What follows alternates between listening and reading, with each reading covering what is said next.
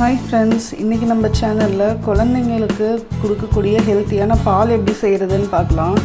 குழந்தைங்க வேண்டானே சொல்ல மாட்டாங்க. பால் குடிக்காத குழந்தைங்க கூட இந்த பாலை கண்டிப்பா குடிப்பாங்க. வாங்க எப்படி செய்யறதுன்னு பார்க்கலாம்.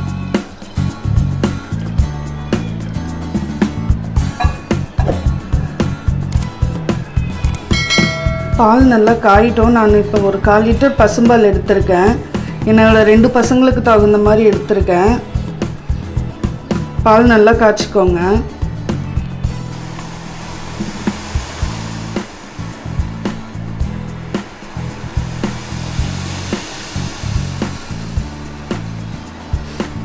பால் நல்லா 5 நிமிஷம் நல்லா கொதிச்சிருச்சு. இப்போ ஒரு சிட்டிகை சுக்கு பொடி போடுறேன். மாதிரி சுக்கு பொடி போட்டு கொடுத்தோன்னா அந்த சளி உடம்புல இருக்கிறதெல்லாம் கரைஞ்சி வந்துடும். தனியாக கொடுத்தா எப்படியுமே குடிக்க மாட்டாங்க.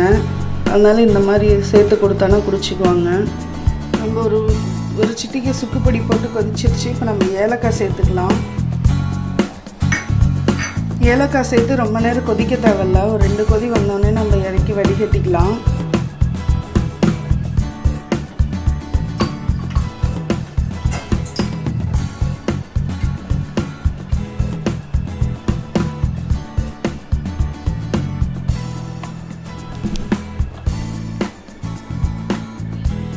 ஒரு ஸ்பூன் நெய் விட்டுக்கோங்க.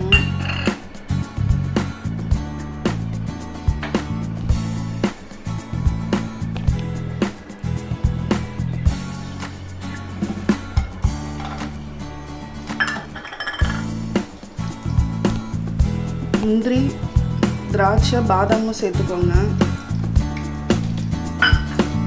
நான் இது டெய்லியும் சாப்பிட்டாங்கன்னா இது குவான்டிட்டி இன்னும் கம்மியாக போட்டுக்கோங்க. இல்லை ஒரு 2-3 டேஸ்க்கு 1 டைம் சாப்பிட்றாங்கன்னா நீங்கள் இந்த அளவுக்கு போட்டு கொடுக்கலாம். நம்ம வடிகட்டி வச்சுருக்க பாலோடு இந்த பொரிச்சு முந்திரி, திராட்சை, பாதாம் சேர்த்துக்கலாம்.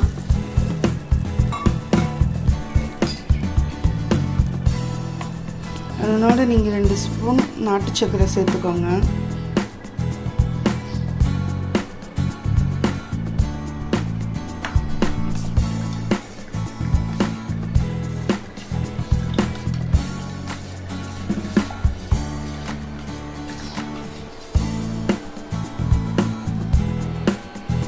நாட்டு சர்க்கரை இல்லைன்னா நீங்கள் நார்மல் சர்க்கரை கூட போட்டுக்கலாம். நார்மல் சர்க்கரையை விட நாட்டு சர்க்கரை சேர்த்துனா ரொம்ப நல்லது. அதனால் நாட்டு சர்க்கரை சேர்த்துருக்கேன்.